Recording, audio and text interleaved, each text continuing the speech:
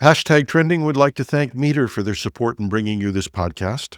Meter delivers a complete networking stack, wired, wireless, and cellular in one integrated solution that's built for performance and scale. You can find them at meter.com/HTT. Microsoft tells Windows 11 users to uninstall a bad update and then ships a second emergency fix. As TikTok's U.S. ownership shifts, people are taking a closer look at what data the app can collect. With AI summaries replacing search as our new homepage, experts are looking more closely at where AI gets its information. And Anthropic is focusing on what it calls constitutional AI as a way of managing increasingly complex AI models. Welcome to Hashtag Trending. I'm your host, Jim Love. Let's get into it. Microsoft's January update cycle for Windows 11 has gone badly off the rails. It started with a routine Patch Tuesday security update, KB 5074109. Within days, users were reporting serious problems. Apps were crashing, black screens were happening, Outlook Classic was hanging, especially when email files were stored in OneDrive, and even systems wouldn't shut down properly or lost remote desktop access. In some cases, devices were failing to boot at all, forcing people into recovery mode just to undo the patch. Microsoft's response was unusual. For affected users, the company explicitly recommended uninstalling the update while it worked on a fix, advice you rarely hear from Redmond, and a sign of how disruptive the bugs were.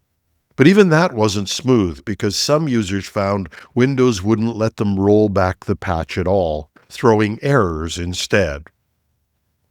Since that time, Microsoft has issued not one, but two emergency out-of-band updates. The latest, KB 5078127, is a cumulative fix that rolls in all the January patches and specifically targets the Outlook and cloud file crashes that were breaking Outlook, OneDrive, and other cloud-backed apps.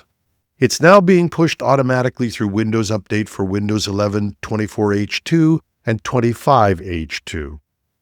It's easy to be a critic, and we want to be fair to Microsoft. But increasingly, Windows updates aren't surfacing obscure, one-of-a-kind edge cases. They're breaking core business tools, Outlook, cloud storage, remote access, the things people rely on every day. And for IT teams and power users, this is creating a real dilemma. Patch quickly and risk disruption, or wait and risk exposure.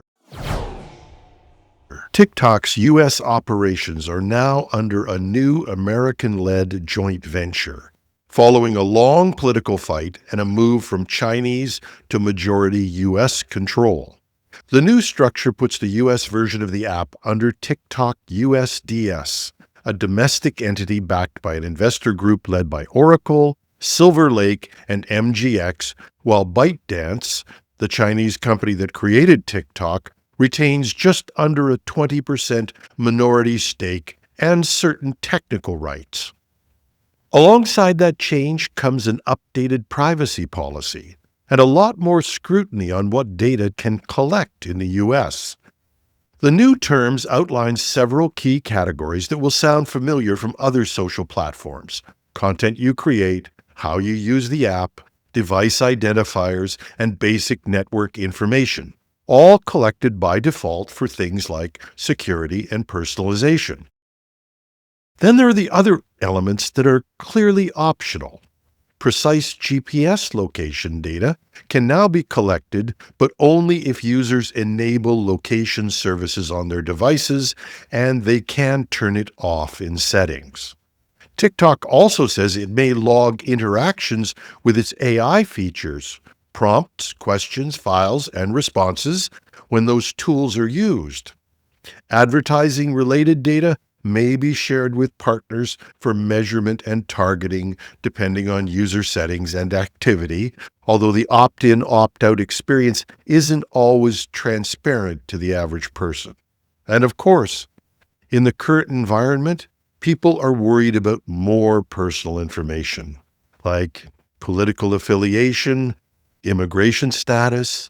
TikTok does not collect that kind of status information directly, but privacy advocates point out that location data, device details, and behavioral signals can sometimes be combined to infer sensitive traits, which is a concern across many large social platforms and not just TikTok.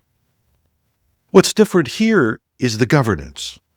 Critics worry that even if the underlying data hasn't radically changed, a U.S.-controlled TikTok might be more responsive to American government inquiries, subpoenas, or national security-driven requests for data. And that echoes an earlier argument from Oracle founder Larry Ellison, who claimed that broader monitoring and visibility could deter crime because people behave differently when they know they're being observed.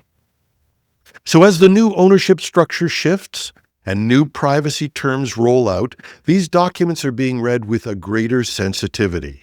And there's a bit of irony here.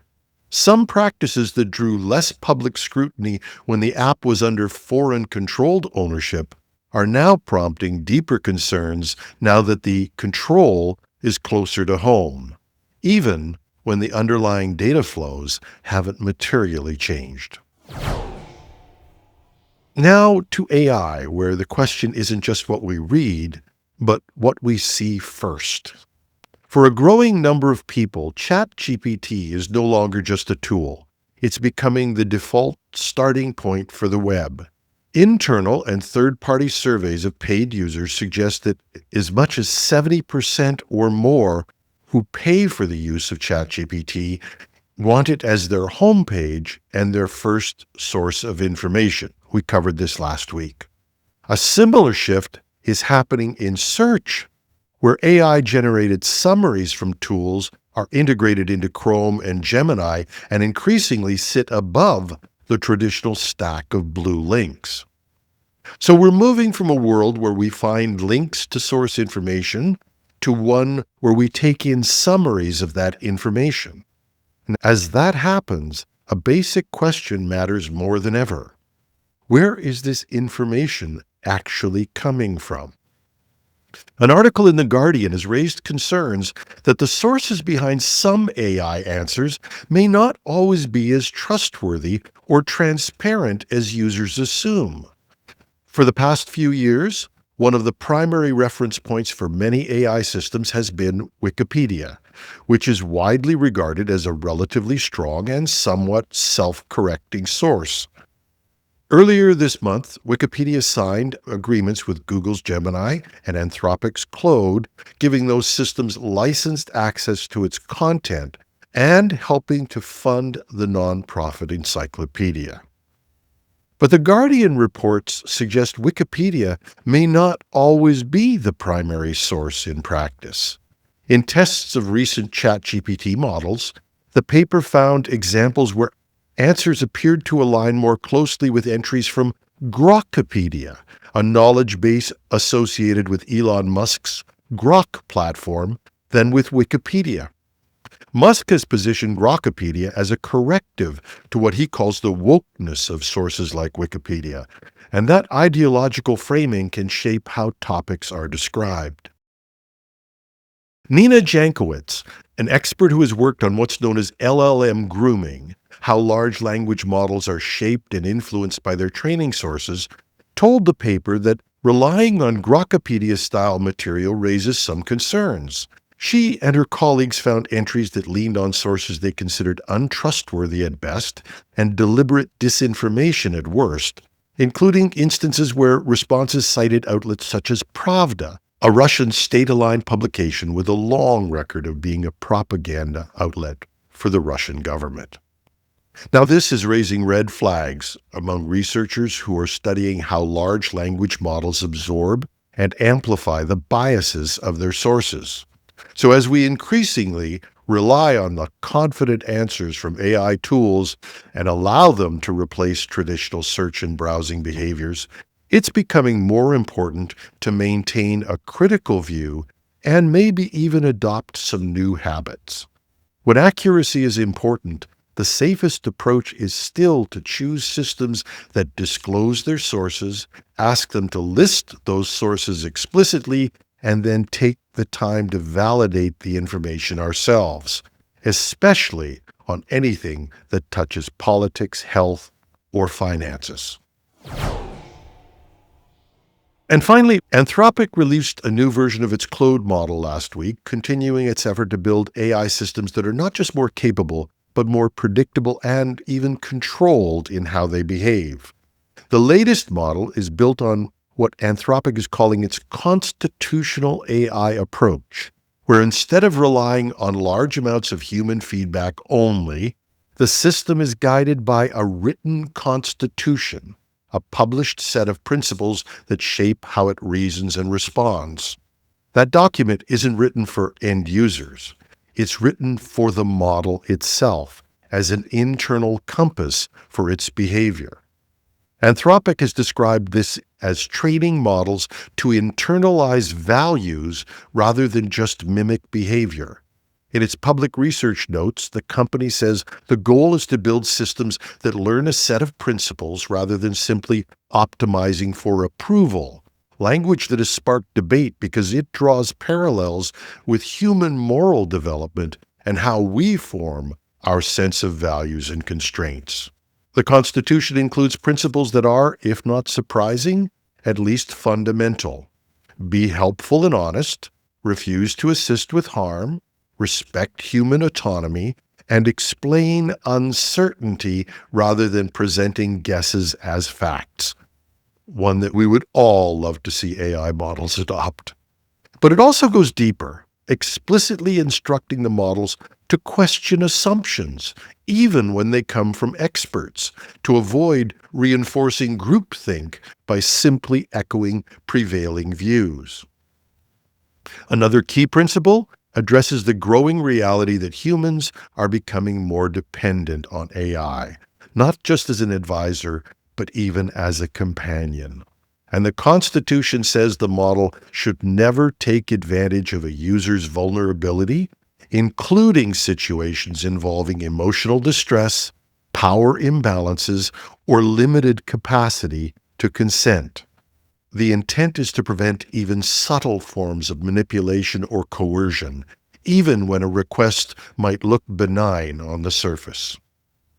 By expressing these as higher-level principles rather than a static checklist of allowed or banned outputs or behaviors, Anthropic is trying to make the system harder to game and more able to generalize safety to new situations. But of course, these principles are not guarantees. Models can still be jailbroken, guardrails can still be circumvented, and failures will still happen. They do, however, reflect a serious attempt to grapple with how increasingly capable systems should behave, not just what they can do. For those interested, we dug into this on our weekend show. At least we got started on it, and I think we'll spend some more time on it as we go through. We talked about what's actually in the Constitution, what's aspirational, and why governance is becoming as important as raw performance in the next phase of AI development. You can check it out either at technewsday.com or .ca on the podcast page or wherever you get your podcasts. And that's our show. Once again, we'd like to thank Meter for their support in bringing you this podcast. Meter delivers full-stack networking infrastructure, wired, wireless, and cellular to leading enterprises. Working with their partners, Meter designs, deploys, and manages everything required to get performant, reliable, and secure connectivity in a space. They design the hardware, the firmware, build the software, manage deployments, and run support. It's a single integrated solution that scales from branch offices, warehouses, and large campuses all the way to data centers. Book a demo at meter.com/HTT. That's meter.com/HTT. I'm your host, Jim Love. Have a marvelous Monday.